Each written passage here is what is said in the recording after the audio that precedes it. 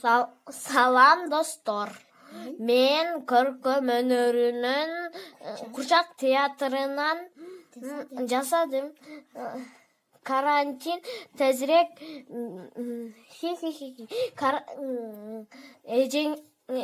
эжелерди укула.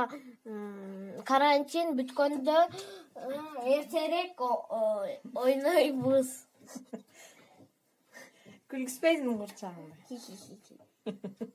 Эже, саламатсызбы? Мен көркөм өнөрдөн Курчакты ушинтип жасадым.